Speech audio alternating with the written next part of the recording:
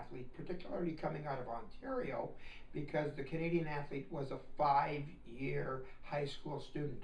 That made them 1 year older, made them a little bit more mature, obviously physically stronger, and if they drove for 5 years in high school, more prepared to take on the rigors, both academically and athletically, of a college situation. Okay. I've noticed in the last 4 years uh, that there's been more of a level playing field in terms of the talent pool.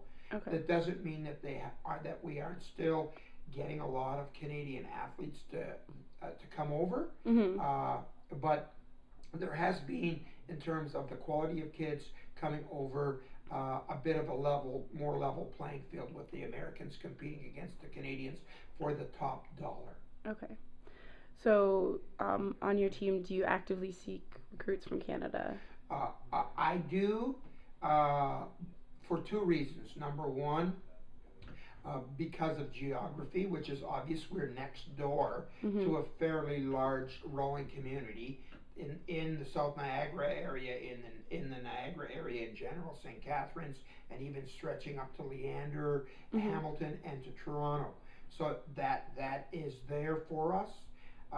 And the other thing is that it seems like that talent pool, when you compare it to the New York State talent pool, is probably as deep, if maybe not a little bit deeper. Okay. And also, it's important for us because those athletes seem to be more interested in coming to UB than athletes from the U.S., even from New York State.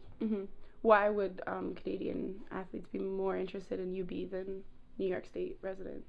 In your opinion? I think number one, because for them it's because of accessibility to go back to the Niagara area on weekends, on occasion, on getting home a little more often. One of the first questions I always ask athletes for the NAG area, what's your relationship with your family? I mean, do you mind going home on weekends? Does that interest you? And if they say, no, I want to get as far away from home as possible, then I pretty well know that chances are I might not get that athlete.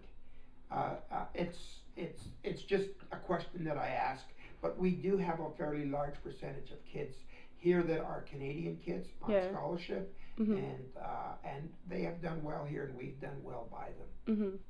So, for somebody who enjoys to go home on the weekends, would it not be better for them to stay at a Canadian school? Like, why would they choose UB over a school, say, like Brock University? Okay, now we've got another issue, and that issue is one of simple finance.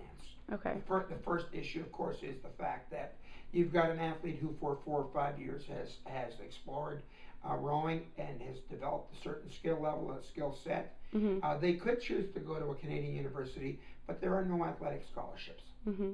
So they're looking at the possibility of maybe getting some reward for their skill.